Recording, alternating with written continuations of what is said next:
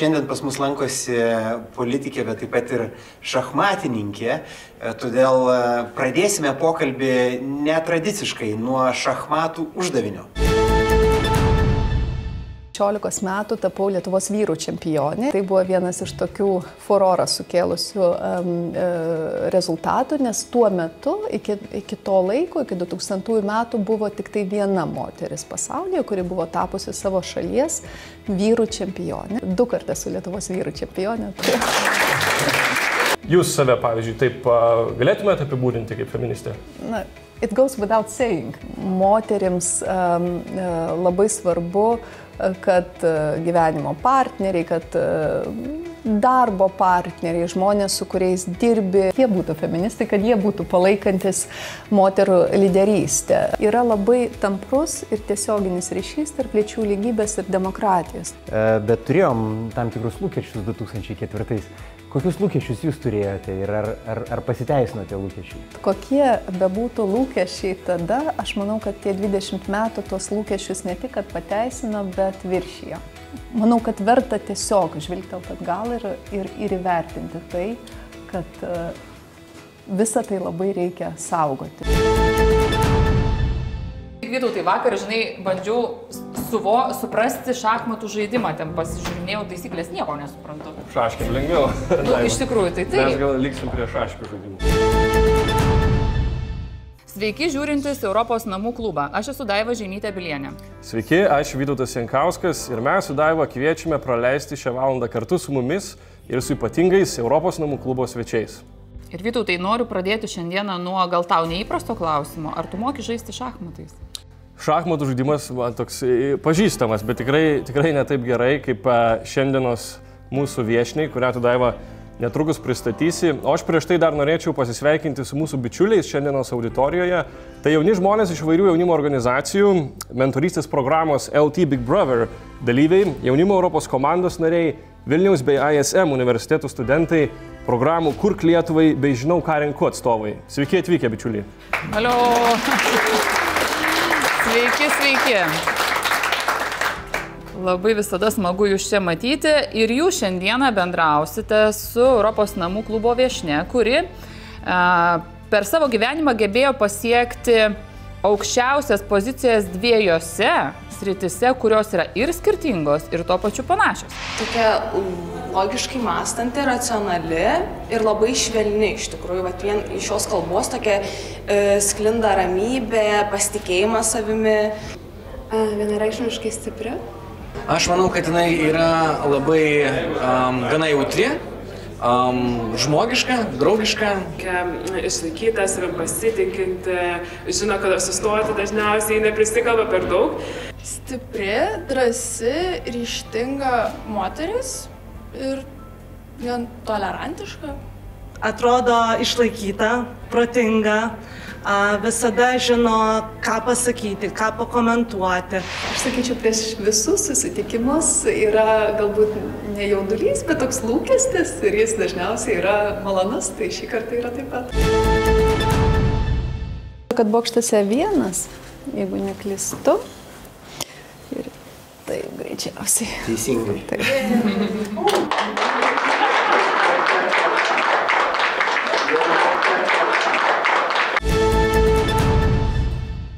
Sutikite, šachmatų didmeistrė ir politikė. Seimo pirmininkė Viktorija Čmilytė Nilsen. Sveiki. Labą dieną. Prašau. Kilo klausimas iš karto prieš filmavimą, na kaipgi į jūs kreiptis, nes tikrai daug žmonių žinau ir aš tame tarpe esu viena iš jų, kur labai sunku sakyti Seimo pirmininkė tą kreipinį ir kažkaip norisi jūs vadinti vardu. Man irgi prisipažinsiu, kuomet kreipiasi žmonės Seimo pirmininkė ar sako pirmininkė, viena vertus suprantu, kad tai yra tokios formalūs, teisingi kreipiniai, bet šiek tiek tas iš karto distanciją padidino, tai būsiu laiminga, jei kreipsitės Viktorija. Man atrodo, mums irgi bus šiek tiek paprasčiau. Nežinau kaip auditorijai, bet gal kažkaip susitarsim. Pirmiausia, norėtųsi pradėti nuo grįžti šiek tiek į jūsų praeitį, į jūsų jaunystę, gal šiuo atveju, netgi paauglystę, aš sakyčiau. 13 metų būdama, jūs jau gavote pirmąjį apdovanojimą. Lietuvos didžiojo kunigaikščio Gedimino 5 laipsnio ordinas. Tai reiškia, kad jau paauglystėje jūs, kaip pasakyti, prisėmė didžiulę atsakomybę už savo karjerą, užsikėlėte kartelę. Ar tai neapsunkino, Viktorija? Ar turėjote jūs tą, žinot, nežinau, jaunystę, vaikystę? Šachmatai jūsų gyvenime atsirado nuo 6 ir viskas taip labai gražiai tęsiasi ir jūs vis kopėte ir kopėte ir kopėte. Ar turėjote kada pasidžiaugti?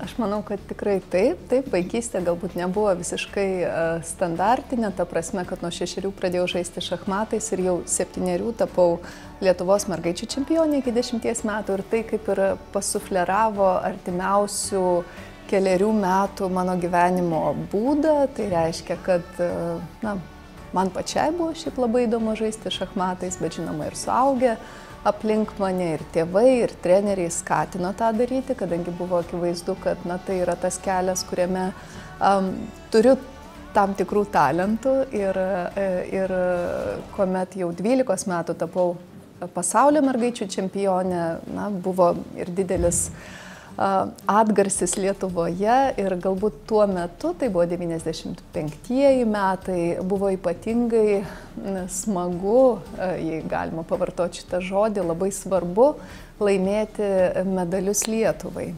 Mano pirmasis pasaulio čempionatas buvo 92 metais, tai buvo viena iš pirmųjų vaikų rinktinių, kurios apskritai išvažiavo į kažkokius tai pasaulio Europos čempionatus ir atstovavo Lietuvai. Ir tai buvo labai ypatingas jausmas. Dabar galbūt to tokio ekskliuzivumo jau nebėra. Tai jauni žmonės, kurie dabar sporte, mene, kultūroje, visose srityse atstovauja Lietuvai, jie galbūt jau nebejaučia, tikiuosi, kad jaučia, bet tokių tų pirmųjų žingsnių jausmo nėra. Tai aš jaučiausi labai privilegijuota, kad buvo galimybė tai patirti. Tai buvo neatsiejama to pasirinkto kelio dalis. Bet Viktorija, ką jūs pasakojate, atrodo, jog tų jaunimui būdingų savęs paieškų lyg tai net nebuvo jūsų gyvenime. Jūs profesinę karjerą pradedat nuo 6 metų. Jūs 18 metų jau pradedat kurti šeimą, ar ne, pirmas vaikelis. Jūs atrodo lyg tai, viskas jums kažkaip buvo aišku, bet tikrai daugelis jaunų žmonių ieško savęs ir bando įvairius dalykus. Ką jūs jiems patartumėt ir apskritai, ar buvo tos jūsų savęs paieškos jums kažkaip svarbios, galbūt skausmingos, ar kaip tik viskas aišku, kažkoks toks Dievo dovana tokia? Tas aiškumas. Aš nesakyčiau, kad viskas aišku, bet aš augau dar tuo metu, kuomet, bent jau mano aplinkoje buvo toks vyraujantis požiūris, kad geriausia, aišku, kuo anksčiau surasti savo mėgiamą sritį ir jai skirti visą dėmesį ir nesiblaškyti.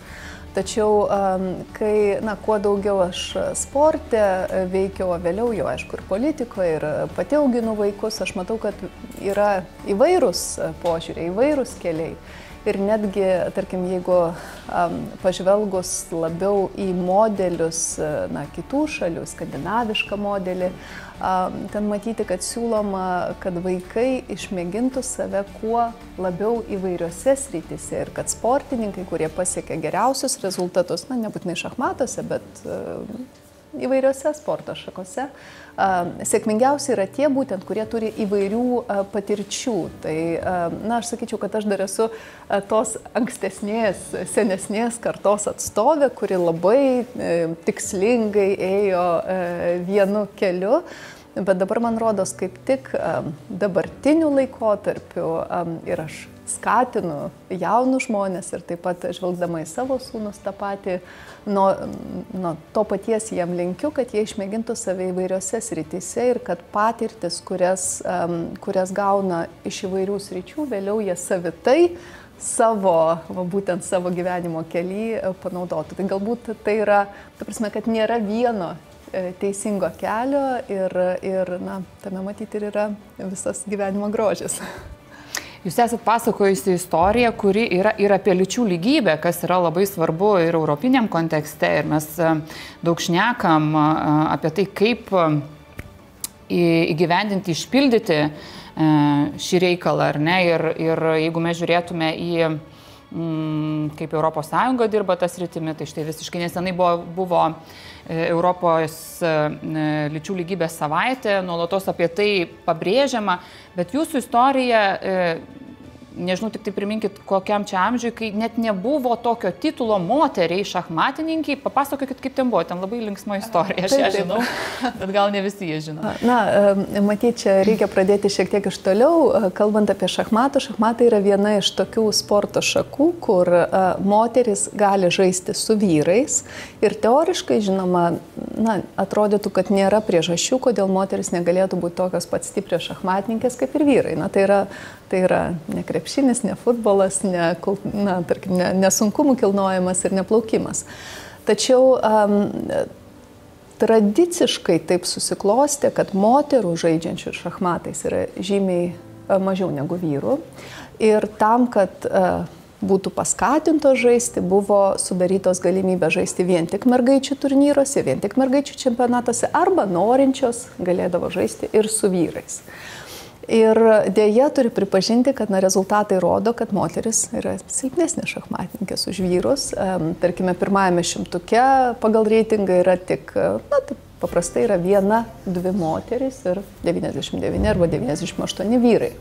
Kodėl taip yra atskira labai ilga diskusija, valandas jai tikrai neužtektų. Mano versija yra tokia, kad taip yra dėl to, kad tiesiog keli dalykai čia susitinka. Visų pirma, taip yra dėl to, kad moteris lengviau išeina iš šachmatų, kad yra kur kas mažesnė konkurencija mergaičių varžybose, todėl mergaitės dažniausiai raško žemai kabančius vaisius, tačiau kur kas lėčiau auga profesinė prasme.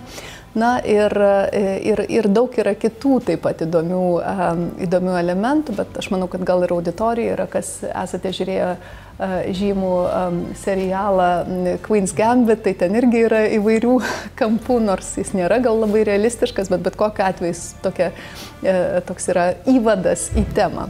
O mano istorija buvo įdomi tuo, kad 16 metų tapau Lietuvos vyrų čempionė ir tuo metu taip ir vadinosi Lietuvos vyrų čempionatas ir ten varžiausi su vyrais, su suaugusiais vyrais ir dar nebuvau didmeistrė, bet tai buvo vienas iš tokių furorą sukėlusių rezultatų, nes tuo metu, iki to laiko, iki 2000 metų, buvo tik tai viena moteris pasaulyje, kuri buvo tapusi savo šalies vyrų čempionė. Tai aš didžiavausi tuo titulu, sakykime taip. Ir 2005 metais aš dar kartą pakartojau šią pergalę, tai 2 kartus esu Lietuvos vyrų čempionė. Tai kartais atėjusi. Ačiū.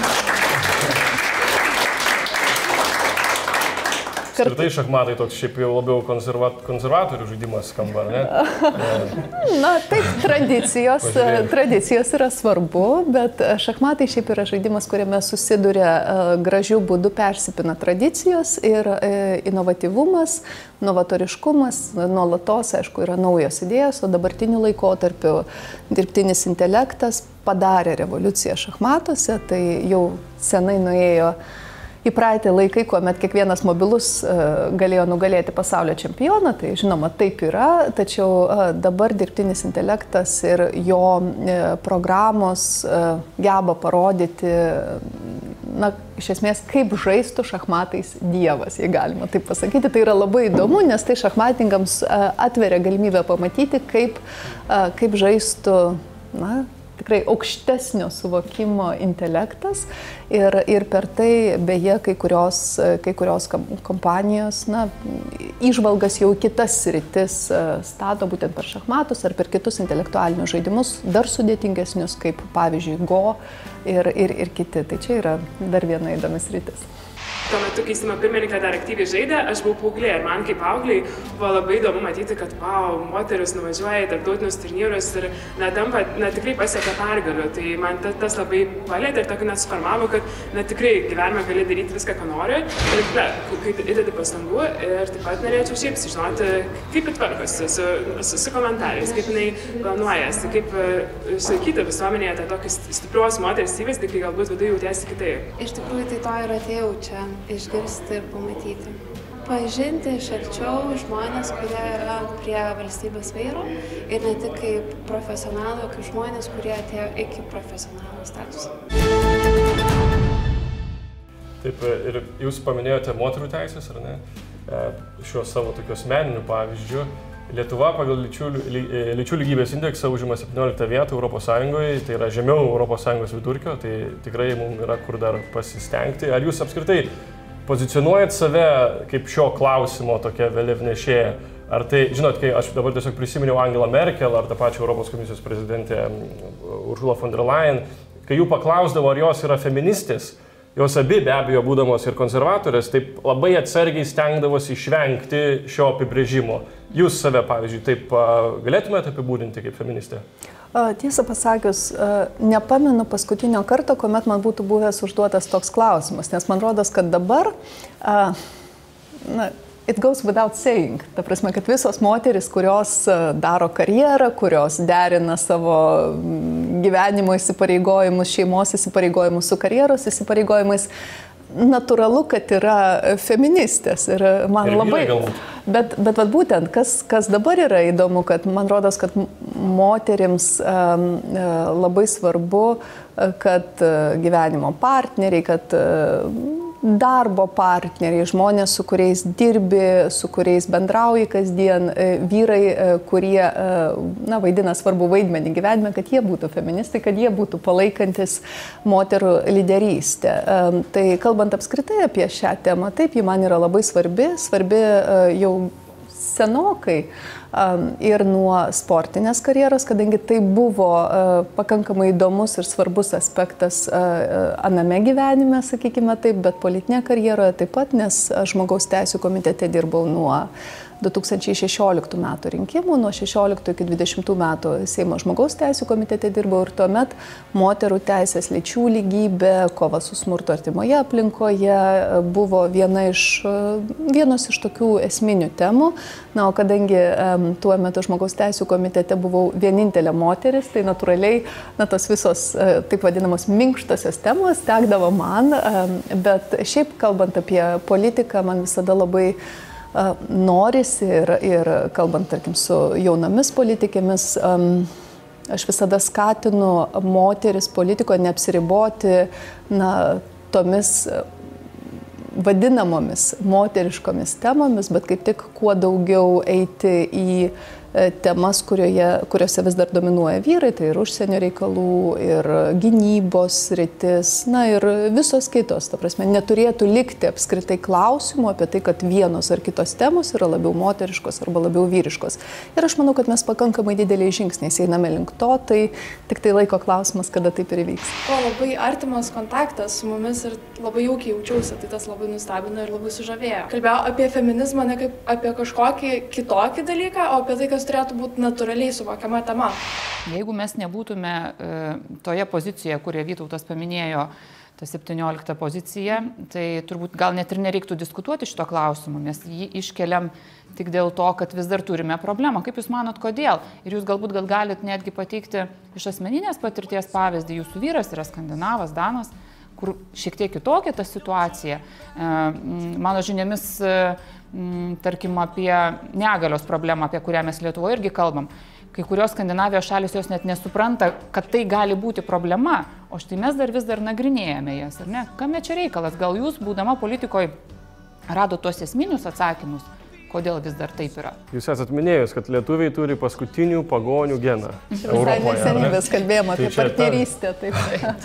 Taip, kodėl Latvijoje ir Estijoje jau partnerystės įstatymai yra priimti, bet Lietuvoje dar ne.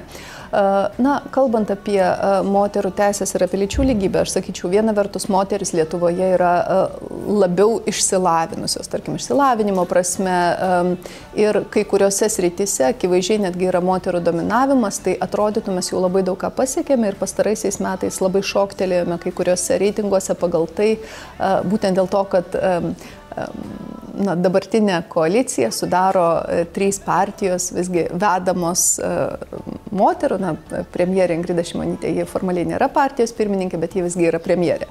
Tai tas mūsų politinis virsmas iš šalies, kurios vyriausybę sudarė 14 vyrų, 14-0 buvo į 3 koalicijos lyderės moteris, buvo labai labai ryškus.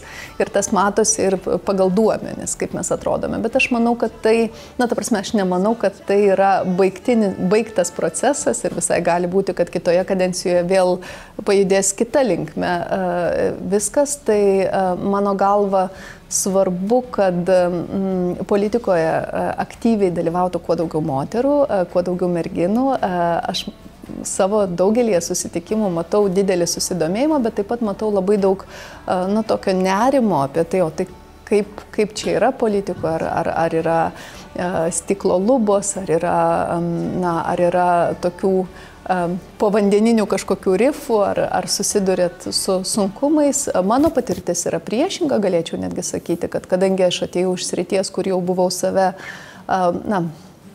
aš atėjau kaip vyrų šachmatų didmeistrė, tai niekam nebuvo klausimų apie tai ir galbūt kaip tik kaip moteris daugiau dėmesio sulaukiau ir daugiau galimybių buvo pačioje pradžioje, ir be to visgi liberalų partijoje, matyti, tai yra kaip ir natūralu, kad moteris turi visas galimybės, kokias turi kolegos vyrai.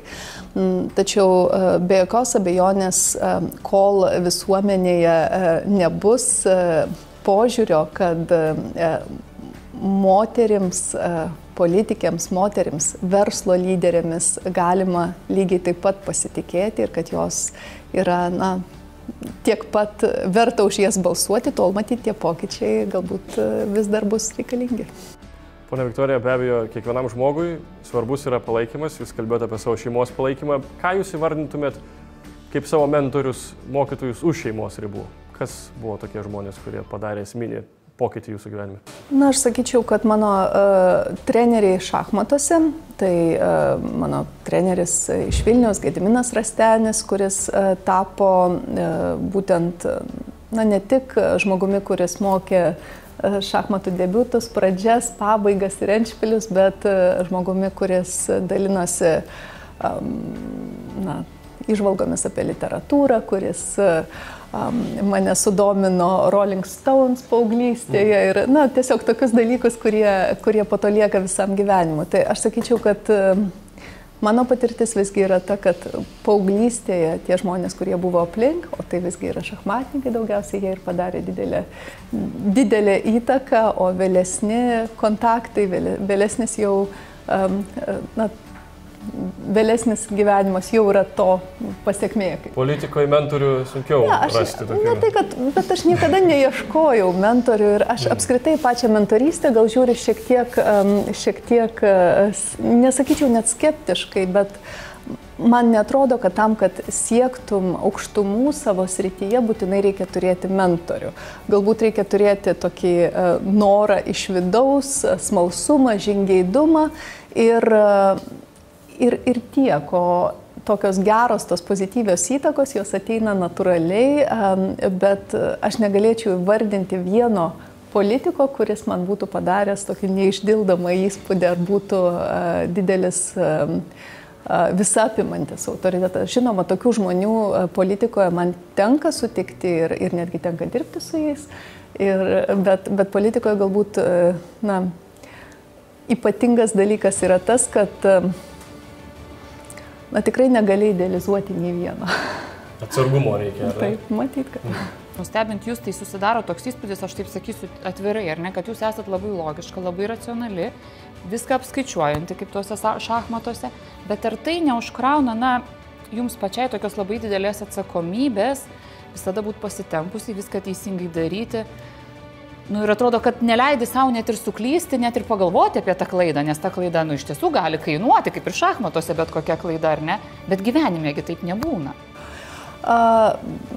Gal yra tame tiesos, ta prasme, kad aš tikriausiai, viena iš mano tokių blogų savybių yra ta, kad aš esu perfekcionistė ir daugiau tas perfekcionizmas yra nukreiptas į save, į vidų, o ne į kitus, kas tikriausiai yra gerai, tai aš kitų žmonių nevarginu tuo.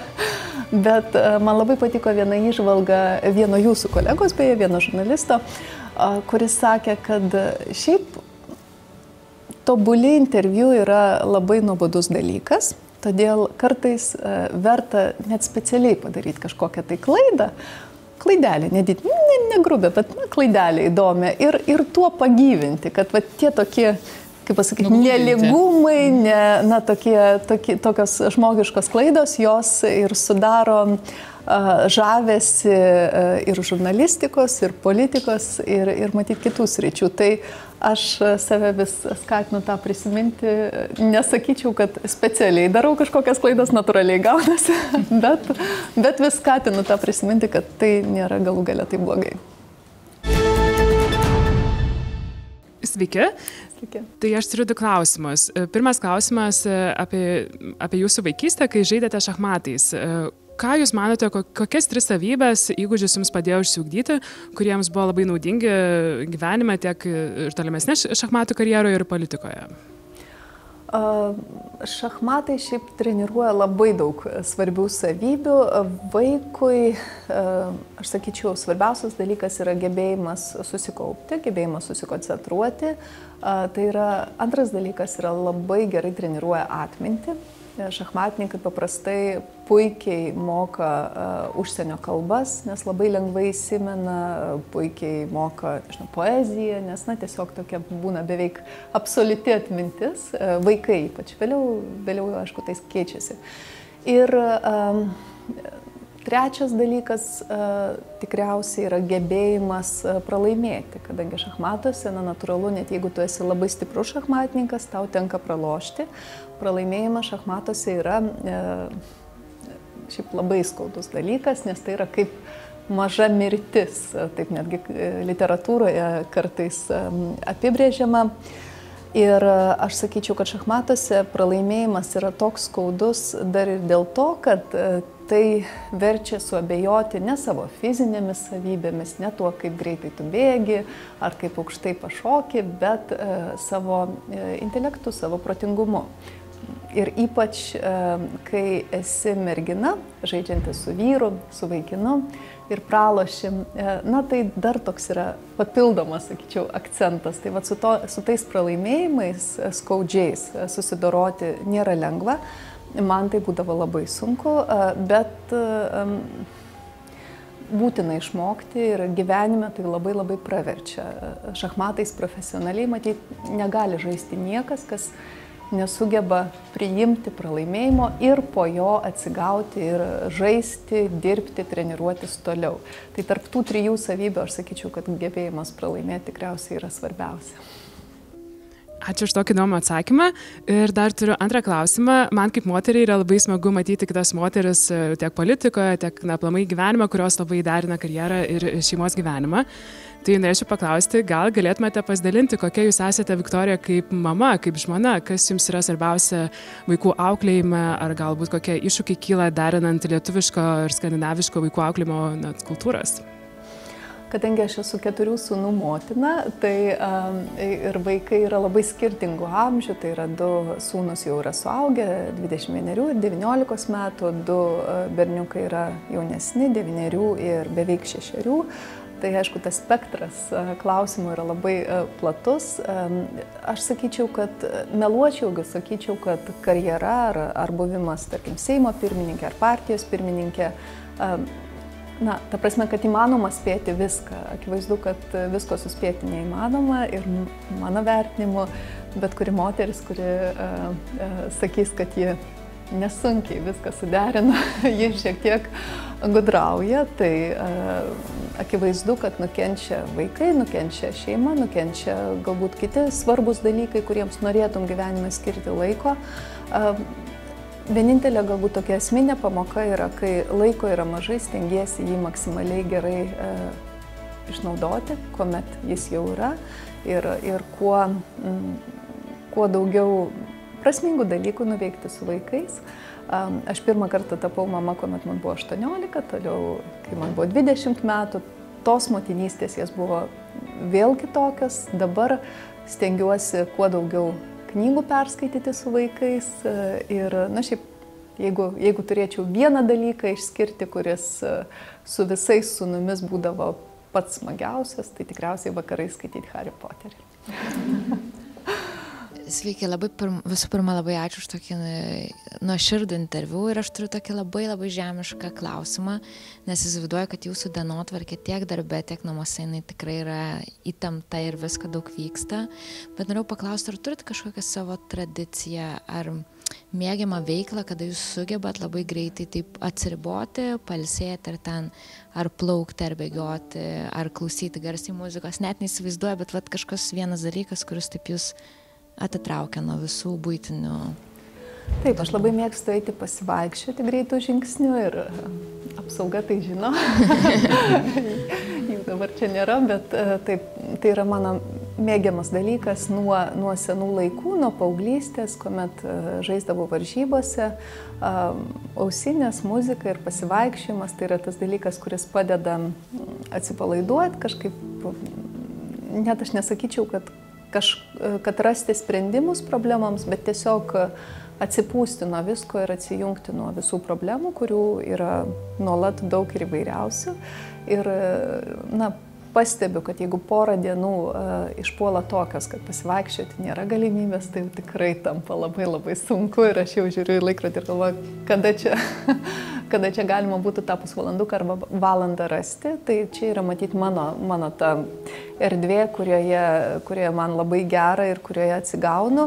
Bet aš matyt nesu gera pašnekovė ar pasivaikščiojimo partnerė, nes einu labai greitai ir bet kas su manim vaikšto būna, žodžiu, nelabai patenkinti. Tai čia yra toks vienatvės dalykas.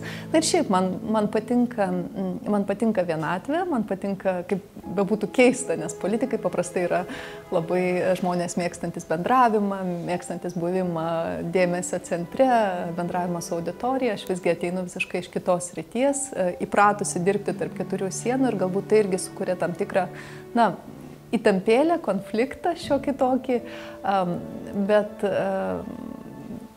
kuomet turiu tą nedidelę dalelę laiko grįžti į savo mintis ir vienatvę, tuo pasinaudoju. Aš turiu klausimą susijusi su jūsų vaikučiais, 4 vyrais augančiais.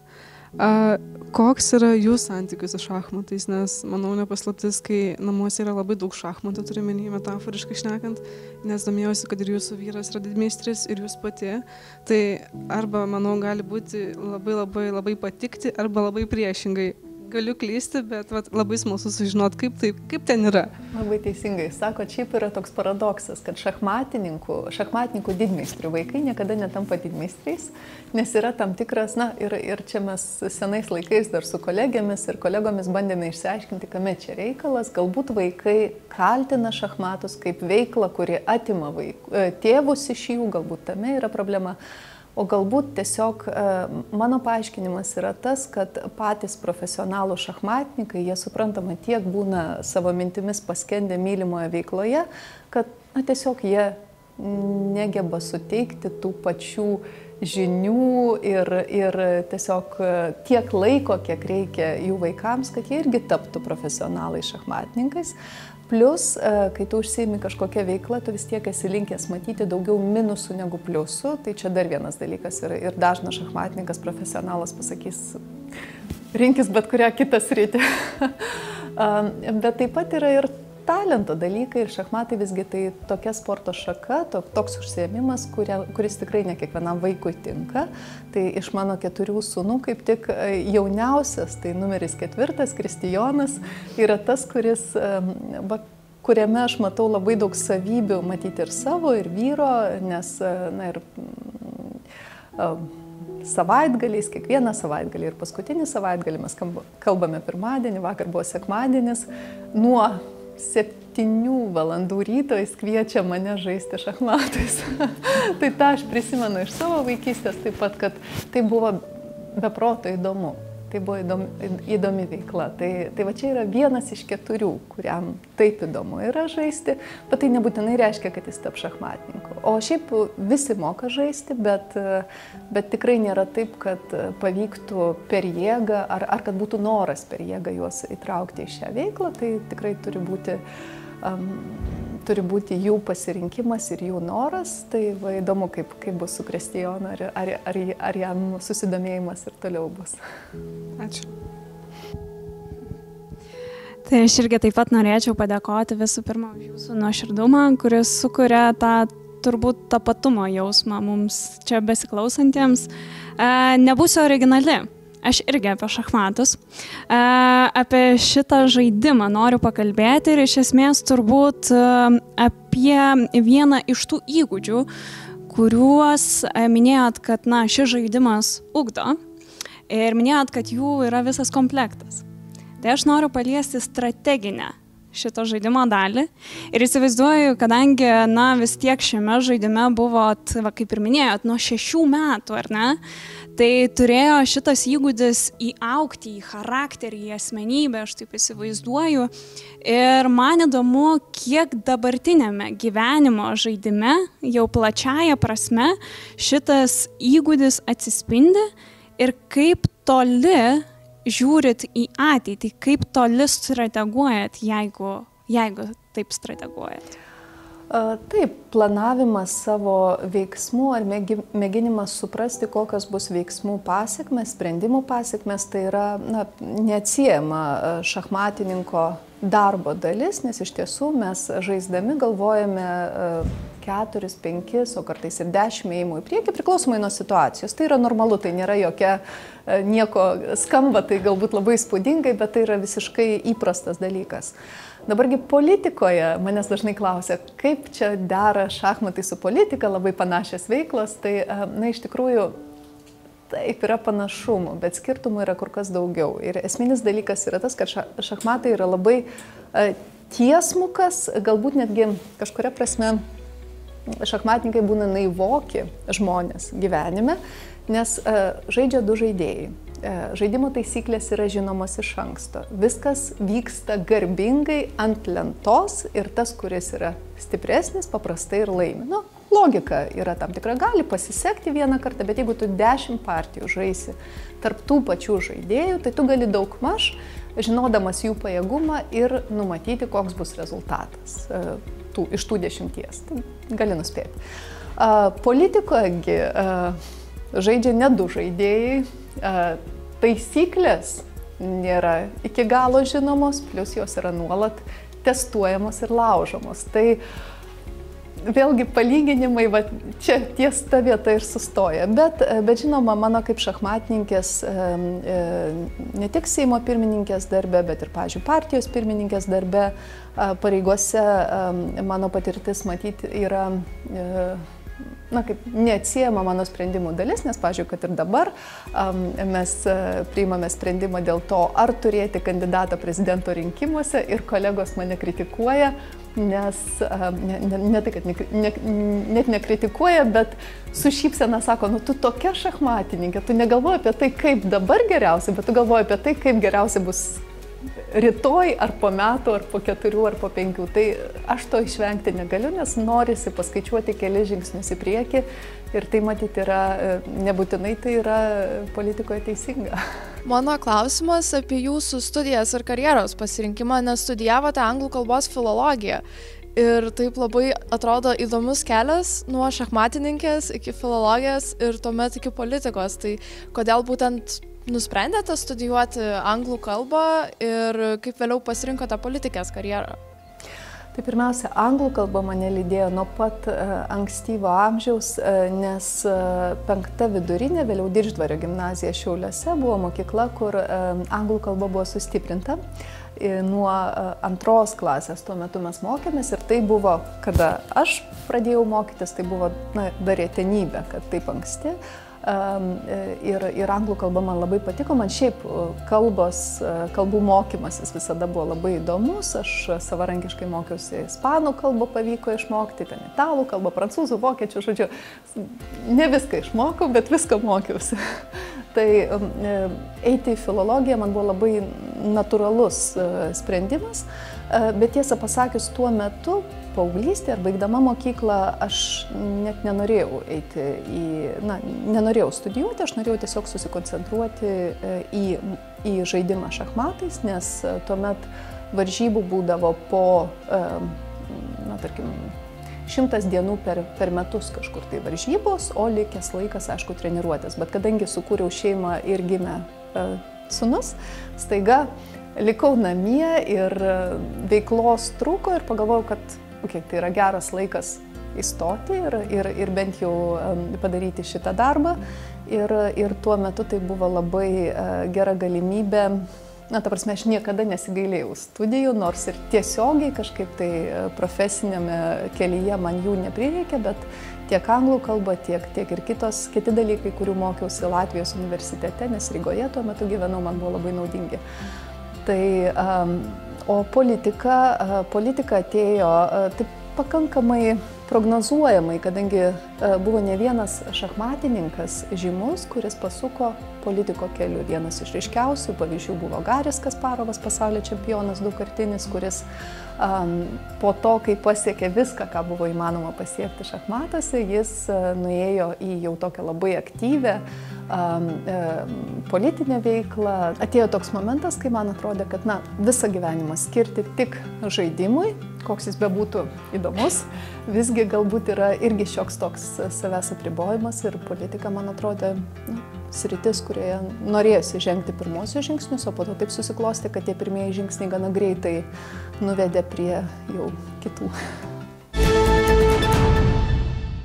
Iš tikrųjų, jaučiuosi tokia pasisėmusi daug pozityvo iš Seimo pirmininkės ir nežinau, kažkaip labai gerai jaučiuosi. Nuoširdi, tokia pozityvi ir dar nustebino tas dalykas, kad ji yra 4 vaikų motina ir suderinti tą politikės karjerą ir užimančią tą lyderiaujančią poziciją su motinos vaidmeniu, tai čia tikrai nustebino labai. Pasirodė daug šiltesnė negu apskritai būna, pavyzdžiui, viešoje erdvėje ten ir optimizmas tai nenuvylė tikrai.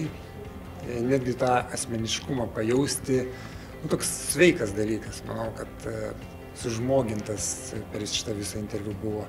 Puikus įspūdis, Viktorija įsiminė kaip tikrai labai rami moteris. Neturėjau galimybės užduoti savo klausimų, nes publika tiesiog iš rankų į rankas leido mikrofoną ir jis iki manęs neatėjo. Tai negalėjau paklausti, ar ji jaučiasi laiminga ir koks jos laimės receptas, bet atrodo, kad ji geba tai susikurti. Ir ne tik savo, bet ir kitiems. Kaip politikiai, tikriausiai man dabar dažniausiai tenka susidurti su tokiu pesimizmu žvelgiant į ateitį. Pesimizmu pagrinde dėl Rusijos karo Ukrainoje, dėl to, kad pasaulyje kyla vis daugiau ir daugiau įtampos židinių. Ir tas pesimizmas, jis yra užkrečiamas, jis aišku šiek tiek, jis visoje visuomenėje, mūsų visuomenėje, kitur irgi yra jaučiamas ir matomas. Ir nenori savo pradedi užduoti klausimą, ar nėra taip, kad auksinis Europos laikas jau yra praėjęs. Man nesinori tuo tikėti, bet man labai norėtųsi išgirsti, kaip jums atrodo, kaip jūs vertinate perspektyvas ne tiek Lietuvos, kiek visos Europos, kiek, matyt, niekas jau nebesitikė, kad įvyko ta istorijos pabaiga geroji, apie kurią 90-ųjų pradžioje buvo kalbama. Bet iš esmės, ar pakanka priežasčių jums jaustis optimistais ir žvelgti optimistiškai į ateitį? Tai man būtų šiaip nelabai konkretus klausimas, bet labai būtų įdomu išgirsti įžvalgas. Tai pakankamai platus klausimas. Manau, kad ieškodami tų dalykų, kurie yra iššūkiai mums patiems, kiekvienam kaip žmogui, kaip šaliai, kaip galbūt netgi, Europos Sąjungai, mes galim rasti taškus, kuriuose tobulėjom labiausiai. Ir taip judėti pirmin. Pirmas klausimas iš karto toksai kyla, kur geriausia vieta yra pasaulyje gyventi, jeigu taip plačiai, numatyti Europą. Tai mes esame neblogai nuėję, aš manau, kad neblogai ir laikomės. Ir kai matau tokias pozityves, teigiamas akis kaip jūsų ir matome, kad turim politikoje tokių žmonių, kur tas pesimizmas tada, tai, o tas pozityvas emocijos, teigiamos emocijos užkrečia. Tai mes, pažiūrėkit, tarkim, tą pačią Lietuvą, kiek mes esame nuėję per 15, nežinau, 10 net metų atgal pažiūrėjus, kur mes esame nušokę taip stipriai į priekį. Tai vienintelis klausimas yra tik kaip išlaikyti tą ir tą šuolį po biškį toliau aukštinti į priekį. Mes matyt negalėsim taip stipriai šuoliuoti, kaip šuoliavom prieš tai, bet mes vis dar šuoliuojam. Tai kaip padaryti, kad Europa būtų tokia kieta, kaip buvo iki šiol? Reikėtų būti vieningi šiek tiek, ne? Yra tam tikrų iššūkių, ne? Ta pati Vengrija, jinai nori sakyti, einam gal šiek tiek kažkur kitur. Bet mes esame, mūsų daugiau, mes tokie, sakykime taip, kitaip mąstančių, ne? Tai turėtume laikytis draugė ir sakyti, mes Europą, norit pas mus atvykti, nori visi gyventi čia. Kodėl? Tai mes reiškia kažką gerai darom. Tai reikia taip daryti ir toliau. Aš trumpai, bet aš manau, kad labai didelę dalį žaidžia emocinis intelektas. Ir manau, kad ateities pasaulis be emocinio intelekto ir žmonių, kurie moka jo naudotis, neįmanomas. Tai trumpai. Aš pati kaip politikė, kaip liberalė politikė, dažnai dalyvauju diskusijose, pavyzdžiui, apie kvotas. Mes laikome, kad kvotų nereikia, tai yra nereikia kažkokių dar papildomų priemonių ir galime viską palikti pažangai, progresui, kad tas progresas eina savaime, kad yra geri pavyzdžiai, yra sėkmės istorijos ir jos prives galų gale prie tos situacijos, kur galbūt poreikio kovoti dėl lyčių lygybės nebeliks. Bet yra ir visai priešingos nuomonės, tai būtų įdomu irgi išgirsti ir jūsų įžvalgas apie tai. Man atrodo, svarbiausia yra vidinis ryžtingumas ir užsibrėžimas, kai sieki tikslo. Ir nepaisant visko, vis tiek ten nueisi. Tik klausimas, koks bus tas kelias ir ką patirsi pakeliui. Tai kartais siekiant tikslo būti moterim yra paprasta, tai yra pagalba, o kartais ne. Kartais ne. Taip. Ačiū. Aš esu labai daug diskutavusi su savo ir draugais ir draugiam apie tai, ar svarbu vis dar kalbėti apie lyčių lygybę. Ir mano nuomonė, ypač Lietuvoje, nors atrodo šalis tikrai pažengusi labai stipriai lyginant su kitom pasaulio valstybėm, yra vis dar svarbu labai daug kalbėti apie tai, bet dabar Lietuvoje būtent klausimai jau ne vien teisiniai, bet tiesiog žmonių požiūriu. Nes tai, kas vyksta gatvėse, einant vakare, nebūtinai yra tai, kas vyksta ofise. Tai dėl to aš manau, kad kiekvienoje šeimoje tiesiog yra svarbu teisingai šviesti savo vaikus ir auginti taip, kad jie gerbtų apskritai visus žmonės, ir vyrus, ir moteris, ir visus, kaip jie beidentifikuotųsi. Tai tiesiog manau, kad reikia pagarbos, švietimą ir skleisti žinią, kad lyčių lygybė vis dėlto yra geriausias dalykas demokratijai. Aš atsimenu šito klausimo, buvau kažkokią vieno dvasinio mokytojo įžvalgą skaitęs ir ten buvo apie tai, kad sako, kai vien vyrai valdo, sako, mes turim tik karus. Tai visgi, sako, balansas turi būti. Koks tas balansas, reikia ten surasti, bet iš esmės tą minkštąją galią įdėti, tas duoda iš tikrųjų labai daug gerų rezultatų. Ir pagrindinis iššūkis, ko gero, surasti tą tinkamą balansą, nes mes, ko gero, nežinom galutinį rezultatą nei vienas. Nes ten Kanadą žiūrint, pavyzdžiui, matai, kad jie balansuoja, bet kartais nueina į radikalius, reiškia, kraštutinumus. Tai čia toksai dinaminis procesas, mano galva, kuriam tikrai reikia daug pastangų ir išradingumo šitą vietą, būtent šiandien, ir to, ir poryt. Tai manyčiau taip. Dėkui. Tai aš gal dar tik pridursiu iš savo pusės irgi, kas pastebima labai, kad yra labai tamprus ir tiesioginis ryšys tarp lyčių lygybės ir demokratijos. Tai yra, atrodo, galime nevertinti to, ką turime, tačiau kuomet šalyje pradedami daryti sprendimai ar įstatymai priimami, kurie mažina lyčių lygybę, automatiškai tai daro, tai reiškia jau pavojų demokratijai. Ir aišku, Rusija yra labai ryškus to pavyzdys. Tikriausiai girdėjote, kad ten dabar jau kalbama apie tai, kad moterims nebereikia išsilavinimo, kad jų priedermė iš esmės yra likti namie, auginti vaikus ir panašiai, bet tai yra toks kraštutinis pavyzdys, jo galbūt net neverta minėti, bet iš esmės visus pavyzdžius žvelgiant dabartinėme pasaulyje, kai tik tai pavojus kyla lyčių lygybei, taip jau žinai, kad demokratija irgi yra kažkur tai pavojaus zonoje. Tai vien dėl to verta ją saugoti, puoselėti ir stiprinti. Tai ačiū. –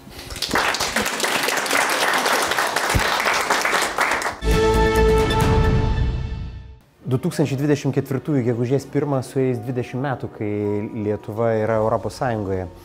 Ir dabar dažnai kažkaip nebe kiekvienas atsimena, nebe kiekvienas grįžta į tą laikotarpį, bet turėjom tam tikrus lūkesčius 2004.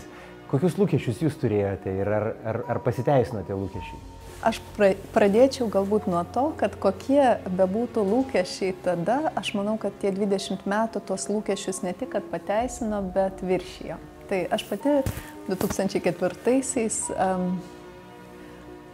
buvau pakankamai tolima dar nuo politikos, man buvo 21 metai, aš nuolat važinėdavau po įvairias ES šalis, Lietuvoje būdavau ne taip jau ir dažnai ir jaučiausi tuo metu, jeigu taip galima pasakyti, labai didelė Europos fanė. Ta prasme, man nesinorėjo niekur važiuoti iš Europos ir Europa plačiaja prasme buvo namai. Tikrai jaučiausi labai tokia, labai mylėjau įvairias Europos šalis, mėgau jas važiuoti ir man atrodė, kad nėra geresnės vietos pasaulyje. Ir tai, kokią pažangą per 20 metų pasiekė Lietuva, tai kiek mums pavyko daug padaryti čia, nepaisant įvairių sunkumų, nepaisant įvairių krizių, su kuriomis Lietuva taip pat turėjo susidurti, mano galva yra fantastiškas dalykas. Ir šiaip, aišku, dabar ne tas laikas, kai gali sustoti ir džiaugtis ir didžiuotis, nes natūralu, kad visa tai, kas buvo pasiekta, dabar yra pavojaus zonoje, visų pirma dėl Rusijos imperializmo ir grėsmių, bet manau, kad verta tiesiog žvilgtelt atgal ir įvertinti tai, kad visą tai labai reikia saugoti. Saugoti demokratiją, saugoti gerovę, saugoti lygybę, saugoti žiniasklaidos laisvę ir daugybę kitų dalykų, kuriuos buvimas Europos Sąjungoje suteikia arba labai smarkiai sustiprina. Iš tikrųjų, jeigu pasižiūrėti į statistiką, tai iš vis ten skaičiai įspūdingiausi per šitos 20 metų, bet man atrodo, kad kartais mes taip susikonstruojame statistiką, ten pavyzdžiui, 4 kartus BVP žmogui paaugo čia per 20 metų, ten investicijos užsienio 6-7 kartus, atlyginimai ten irgi ten didėja, kartais mes skaičiuojam ne kažkokių procentinių didėjimų, bet kartais. Bet aš galvoju, vat pojūtis to europietiškumo kažkaip tai atsirado, jo daugiau įdomu.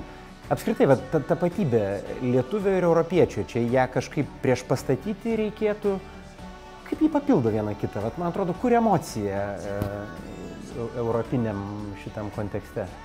Matyt, čia geriausia kalbėti per asmeninę prizmę. Man visų pirma, aš pati esu ne Vilnietė, aš esu Šiaulietė, bet man Vilnius yra europietiškos sostinės etalonas. Ta prasme, man tai yra, tiesiog tu čia būdamas jautiesi ir laisvas, ir turi daug galimybių. Ir Vilnius yra jauki sostinė, saugus miestas. Tai yra visos tos, visi tie dalykai, kurie, yra, kaip pasakyti, Europos gerosios savybės, jas gali rasti čia Vilniuje. Tai vienas dalykas, kuris, man rodos, mus ne tai, kad priartina, bet mes čia esame. Ir bet kas atvažiuoja į Vilnių, pirmą kartą, ar iš toliau, ar vėlgi iš ES kitų šalių, jie lieka, man atrodo, sužavėti ir sako, kaip čia yra gera. Ir tai yra, matyti, vėlgi, skaičiais to nepamatuosi, tai yra ir jausmas, tai yra emocija. Kitas dalykas, politinėme kontekste, susitikimuose, pavyzdžiui, su Skandinavijos šalių politikais yra labai ryškus jausmas, įspūdis, bet ir visiškai dalykiški kontaktai tokie, kad kuomet kalbame mes su kolegomis iš Danijos, Švedijos, Suomijos, Norvegijos, Islandijos, pavyzdžiui, Nordic Baltic 8 formate, kuris yra pakankamai dažnai naudojamas įvairių klausimų sprendimams. Mūsų balsas, Lietuvos balsas yra, ne tai, kad jį įsiklausoma, tiesiog jis yra lygiai toks pat partneriškas, partnerių, sąjungininkų, lygių partnerių balsas, kaip ir bet kurios kitos šalies. Ir man atrodo, kad tai taip pat yra didelis mūsų pasiekimas per tuos 20 metų. Tai yra, plačiaja prasme, aišku, per daugiau negu 30 metų. Tačiau Lietuva nuėjo tokį ilgą kelią nuo šalies, kuriai reikėjo labai reikėjo pagalbos ir paramos tų pačių Skandinavijos šalių ir mes tikrai daug kur mums labai padėjo 90-ųjų pradžioje mūsų kolegos iš Danijos, iš Švedijos, iš Suomijos. Tai dabar mes jau visiškai kaip pilnaverčiai partneriai daliname savo patirtimi, kaip mes sprendžiam vienas ar kitas problemas. Ir man tai irgi yra toks labai praktinis parodymas to, ką pavyko pasiekti.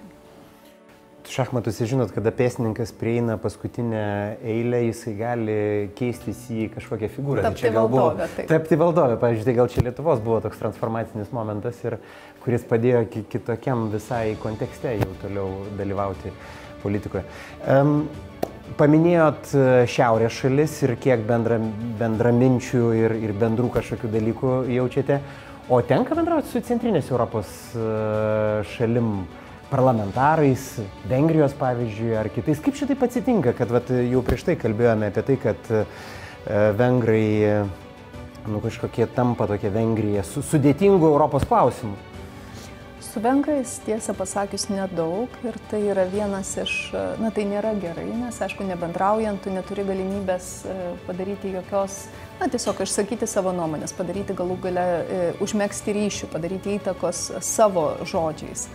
Daug labai tenka bendrauti su čekais. Čekai yra mūsų labai geri partneriai įvairiose srityse, pradedant nuo santykių vystymo su Taivanu ir baigiant, tarkime, demokratijos apsauga, pagalba Ukrainai ir panašiai. Tai aš įvardinčiau Čekijos kolegas, mano kolegos parlamento ir senato pirmininkai kaip vieni iš tokių tikrai labai artimų ir gerų partnerių.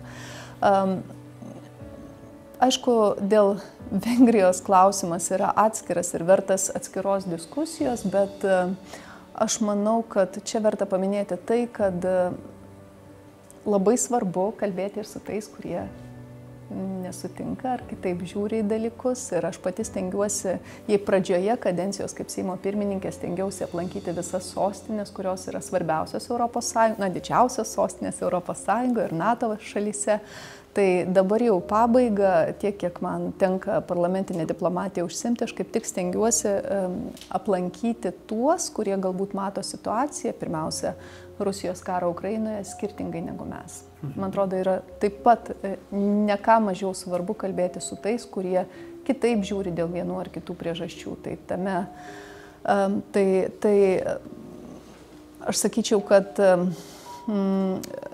ignoravimas ar kažkoks eliminavimas vienos ar kitos šalies ar vieno ar kito požiūrio yra šiaip pavojingas kelias ir kraštutinis. Geriausia, aišku, yra ieškoti kontaktų, kad ir žmogiškų kontaktų, juos išlaikyti, palaikyti ir mėginti, tiesiog lašelis po lašelio tikėtis, kad situacija keisis į gerąją pusę. Tai čia ne kažkokiai konkrečiai šaliai, bet apskritai dabartiniai situacijai taikau, nes turime suprasti, kad tai, kaip mes matome situaciją, taip kaip mes matome karą Ukrainoje ir kitus įvykius, nebūtinai taip pat juos mato Kitais metais 24-ųjų, žodžiu, 24-ieji yra rinkimų metai, daug įvairiausių rinkimų, prezidento rinkimai, Seimo rinkimai, tarp jų Europos parlamento rinkimai, birželio mėnesį, iš karto po prezidento.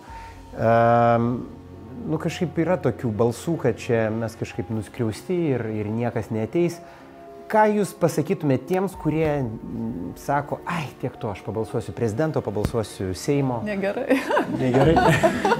Ne. Šiaip jūs teisingai sakote, kad taip yra pavojus, kad Europos parlamento rinkimai bus tiesiog tie rinkimai, į kuriuos žmonės bus pavargę eiti. Ypač turint galvoje, kad prieš tai bus du turai prezidento rinkimų, referendumas dėl daugybinės pilietybės. Ir po to atrodys, baigėsi prezidento rinkimai gegužės pačioje pabaigoje ir birželio 9 už 2 savaičių vėl eiti į rinkimus. Tai man atrodo, kad čia uždavinys yra visų pirma politinėms partijoms ir aš tai taikau ir savo kaip pirmininkai padaryti taip, kad Europos parlamento rinkimai būtų įdomus Lietuvos žmonėms, Lietuvos rinkėjams, kad tiesiog užaštrinti dėmesį į juos, kaip į tuos, kurie taip pat lems Europos ateitį, mūsų bendrų reikalų ateitį.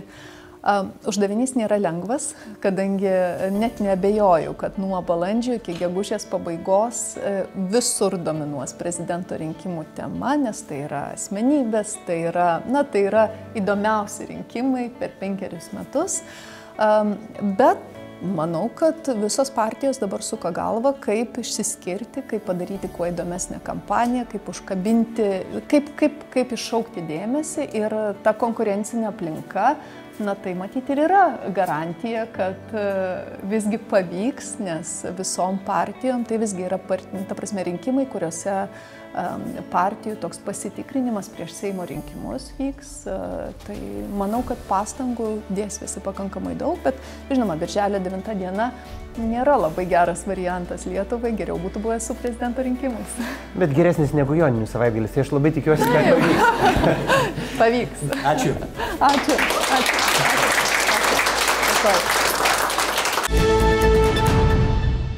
Tai jeigu dar šiek tiek tęstume temą apie europinius reikalus, bet tokiam platesniam kontekste, apie ką mes labai daug šnekam šiuo metu ir Lietuvoje, yra apie ką yra Europos Sąjunga. Tai yra apie žmogaus teisės, iš esmės pagrindas, žmogaus teisės, žmogaus vertybės, orumas, pagarba kitam žmogui, bet ir čia mes Lietuva šiek tiek paslystame ir paklystame. Ir čia galbūt akmenukas jau į jūsų atstovaujamos partijos daržą, kad ir liberalai galbūt nepakankamai padaro šioje srityje. Ar jūs sutiktumėt ir kaip jūs aiškintumėt tai, kad visgi mes dar kažkur pastringame? Aš sakyčiau, kad Seimas paprastai yra geras visuomenės atspindys. Kalbant apie žmogaus teisės, Seime esantis atstovai, partijų atstovai ar patys išsikėlę Seimo nariai, jie daugmaž atspindi požiūrį į žmogaus teisės. Kalbant apie konkrečiai įstatymą, kurį jūs turite galvoje, partnerystę, civilinę sąjungą. Ne tik Stambulo konvencija, ta pati, sakykime. Aš sakyčiau, kalbant konkrečiai apie partnerystę, akivaizdu, kad Seime, ypatingai kalbant apie tuos Seimo narius, kurie yra renkami regionuose, ten įsijungia šiek tiek kitoks požiūris į partnerystę, nes žmonės, kurie yra renkami vienmandatėse, jie jaučia didesnę atskaitomybę savo rinkėjams tose vienmandatėse. Ir tai yra mūsų rinkimų sistemos sąlygotas klausimas. Kalbant šiaip apie žmogaus teisės, aš šiaip labai didžiuojuosi tuo, kad Liberalų sąjūdis yra labai daug padarę šioje srityje, nors ir pernelyg garsiai to nedeklaravęs, bet per šią kadenciją jau pavyko realizuoti iniciatyvas susijusias su šeimos ir karjeros derinimu. Pavyzdžiui, buvo toks šeimos paketas, kurį aš pristatinėjau. Vienas iš dalykų, kurios pavyko įgyvendinti, tai šeimoms, kurios augina vaikus iki 3 metų, 4 darbo dienų savaitę. Tai yra tokia iniciatyva, tokia galimybė turėti 4 darbo dienų savaitę.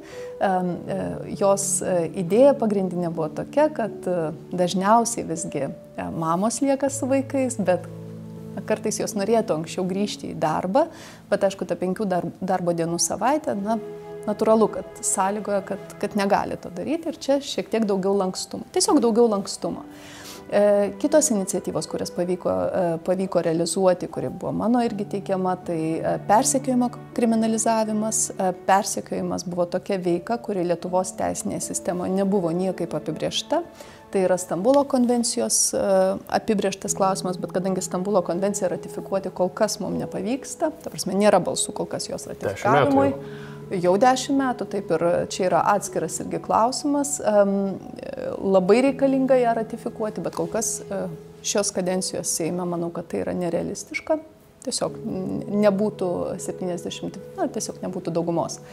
Bet persekiojimo kriminalizavimas yra svarbus žingsnis ir ne vieną pavyzdį žinau iš gyvenimo, kam tai buvo tikrai labai aktualu. Kitas dalykas yra asmenvardžių rašyba, taip pat žmogaus teisų klausimas. Jis beje net ne 10 metų, man atrodo, ar 20 metų buvo daugmaž svarstomas Seime, tai vienoj kadencijoje, tai kitoj. Į priekį šiek tiek pajudėjimą, po to vėl grįžtama į pradinę padėtį, bet dabar turime jau asmenvardžių rašybos galimybę, ta prasme, tų 3 lotyniškų raidžių, dėl kurių buvo labai ilga diskusija, buvo išvelgiama daug pavojų, bet pasirodo, kad tie pavojai galbūt buvo pervertinami. Ir daug kitų, kad ir nedidelių iniciatyvų, bet vėlgi plačiaja prasme tikrai žmogaus teisių srities šioje kadencijoje jau pavyko įgyvendinti. Kalbant konkrečiai apie partnerystę, apie civilinę sąjungą ir apie Stambulo konvenciją, tai yra du dideli dalykai, dėl kurių vis dar pritrūksta balsų. Viktorija, jūs kaip politikė esate iš tikrųjų labai nuosekli. Žmogaus teisų klausimas visą laiką jums buvo svarbus, jūs visą laiką buvot liberalių pažiūrų, bet taip žiūrint jūsų politinę karjerą, atrodo, jog esminiai jos vingiai dažnai buvo nulemti tokių nemalonių atsitiktinumų. 2012 metais jūs kandidatuojat pirmą kartą į Seimą. Tie rinkimai jums nesėkmingi, bet jūs esate pirma už brūkšnio ir vėliau Remigijui Šimašiui pasitraukus atsiranda vieta ar nepatenkate į Seimą. Vėliau Lietuvą sukrečia korupcijos skandalas, jūsų partijoje vėl atsilaisvina vietos lyderystės, ar ne, nes Eligijus Masiulis traukiasi, Aušrinė Armonaitė palieka su Remigijum Šimašium partiją ir štai jums atrodo atsiranda tokia vieta. Tai kiek tos tokios sėkmės, kiek to įdirbio, ar čia kažkoks toks alcheminis kokteilis, taip, kaip jūs pati vertinat savo tą tokią trajektoriją, kuri tikrai nėra tiesi ir su daug atsitiktinumų? Aš sakyčiau, kad pirmiausia, nuo 2012 metų kandidatavimo iš tikrųjų tuo metu galbūt ir nesitikėjau, kad pavyks patį pirmąjį kartą laimėti, pavyzdžiui, vienmandatę ar tapti Seimo nare. Ir tai, kad buvau antroji už brūkšnio, antroji tuomet buvo pakankamai toks normalus rezultatas, aš nesakyčiau, kad ganėtinai sėkmingas. 15 metais, taip, Remigijui Šimašiui tapus Vilniaus meru, turėjau galimybę būti Seime ir priėmiau tuomet sprendimą, kad nepaisant to, kad vos 1,5 metų yra likę tos kadencijos, kad tai yra įsipareigojimas, kurį padariau 12 metais kandidatuodama ir kad turiu tą ir daryti, žodžiu, tada šachmatininkės karjerą galutinai pabaigiau ir atėjau dirbti į Seimą ir prasidėjo mano jau ta tokia aktyvioji politinės karjeros dalis. Kalbant apie kitus procesus ir, tarkim, skandalą partijoje, aš nevertinčiau to, gink Dieve, kaip savo asmeninę sėkmę, nes aš manau, kad kur kas greičiau viskas būtų ir sėkmingiau klostėsi, jeigu šitų dalykų nebūtų buvę. Bet jūs teisus šiek tiek iš tos pusės, kad pirmininkė aš tapau šiaip jau 19 metais pirmą kartą, tai jau gerokai po to skandalo, kuris sukrėtė tuomet ir Liberalų sąjūdį, ir Lietuvą, bet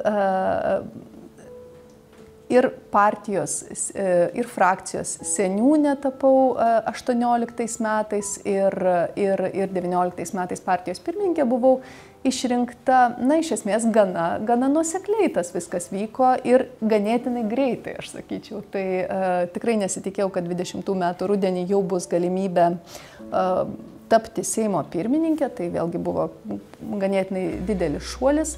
Tiesa, dar iki to pabuvau ir opozicijos lyderė. Ir tai tikriausiai buvo viena iš tokių reikšmingiausių patirčių, kuomet opozicijos 3 partijos, frakcijos susitarė, parlamentinės partijos susitarė ir mes dalinomės opozicijos lyderio postą ir tai irgi suteikė tokio matomumo ir galimybės, na, jau išbandyti save nacionalinėje aukštoje politikoje, aš sakyčiau.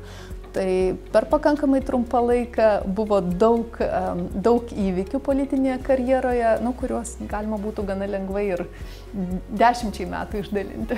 Jūsų bruožas turbūt greit daryti karjerą tiek sporte, tiek... Tai aš tikrai to neplanavau. Tikrai neplanavau. Greitai. Apie savo sportininkės karjerą, šachmatininkės karjerą esate parašiusi knygą, tokių simbolinių pavadinimų Tarp juoda ir balta. Jeigu apie politinę karjerą rašytumėt knygą, kaip ji galėtų vadintis? Oranžinė. Na, aš sakyčiau, apie politinę karjerą neįmanoma kalbėti nei 2, nei 3 spalvų. Čia Česlovas Juršėnas, kuris dabar važiuoja po Lietuvą su savo, kaip buvusio Seimo pirmininko, knyga, jis pavadino ją Nenuobodaus gyvenimo mozaika. Tai aš manau, kalbant apie politiką, tai greičiau tai yra kaleidoskopas, mozaika įvairiausių spalvų, nebūtinai šviesių, kartais tikrai tamsių. Tai manau, kad... Bet tiesą pasakius, dar neplanuoju rašyti naujos knygos anksti. Aš esu vieną tokią frazę iš jūsų kolegų apie jūs girdėjusi. Sako, Viktorija yra geriausia, kas liberalams nutiko jų per visą jų gyvavimo laikotarpį. Istorija dar nesibaigia, tai aš manau, kad nereikia skubėti, taip vertinti. Gerai, paskutinis klausimas. Įsivaizduokit 18-metę, 20-metę Viktoriją Čmilytę sėdi šitoje auditorijoje ir klausosi štai svečio. Kokį patarimą savo turėtumėt? Būdama tokiam. Iš šiandieninės perspektyvos žvelgiant. Aš sakyčiau, kad iš šiandieninės perspektyvos žvelgiant, kad gyvenimas siūlo įvairiausių įdomių galimybių, reikia drąsos jomis pasinaudoti ir verta visada priimti iššūkius, kuriuos gyvenimas serviruoja. Tai va toks mano būtų pasiūlymas. Ne pasiūlymas, o tiesiog patarimas bet kuriam jaunam žmogui. Tiesiog žvelgti pakankamai, žvelgti drąsiai, atviromis akimis į tas galimybės, kurios gyvenime pasitaiko ir tikėti, kad jomis pasinaudojus viskas gerai susiklostys. Aš mėgstu šachmatus pats, tai buvo įdomu išgirsti jos nuomonę, vis tiek čempionė, tai jau daug ką sako ir jos tas įžvalgos įdomios, ką ten šachmatai lavina ir, žodžiu, šitas dalykas įdomu. Dėl to ir atėjau čia iš esmės. Labai patiko, labai nustebino, kad tokia šilta ir jaukia aplinka buvo, nes net nesitikėjau, galvojau, formaliau bus. Pirmas ant liežuvio galo tai yra apie lyčių lygybę ir moters poziciją visuomeniai. Na, kad tikrai mes nesame tos, kurios raško tik apatinius obuolius. Ir kaip pasiekti viršūnę, panašu, kad tai yra ne vien mūsų reikalas, bet ir valstybės vadovų. Šiek tiek kalbėjom ir apie Europos Sąjungą, šiek tiek ir apie lyčių lygybę, apie feminizmą, apie ir aktualius klausimus, ir šiek tiek apie laisvalaikį. Tai tiek nusėmė tas kaukes, kur mes matom per televizorių. Ir tos nuimtos kaukės parodo, kad mes visi esame žmonės ir galim tai šiek tiek daugiau šypsotis, daugiau pozityvumo ir bus mažiau pykčių. Ačiū Jums ir štai jaunieji kolegos taip pat turi Jums palinkėjimų. Gal jie bus kai kuriais atvejais netikėti, bet aš manau, kad tokie iš širdies, nuoširdus ir čia jau galėsite savo asmeninį archyvą ar į knygą netgi parašyti kada nors. Tai jeigu Jūs dar ir paskaitytumėt. Bet garsiai ne? Garsiai taip. Aš galvoju, gal čia. Viktorija, kai išeisite pasivaikščioti, padarykite eksperimentą. Pabandykite pasivaikščioti lėtai, miške, pastebint gamtą. Gal patiks? Labai ačiū. Kadangi esate iš saulėto miesto, linkiu saulės, pozityvo, kuriant šviesią Lietuvos ateitį. Labai ačiū. Prezidentas minėjo, kad mėgsta žaisti šachmatais. Linkiu jį nugalėti. Ačiū. Linkiu išlikti tokia karalienė, kaip ir šachmatų lentoje. Dėkoju. Ačiū.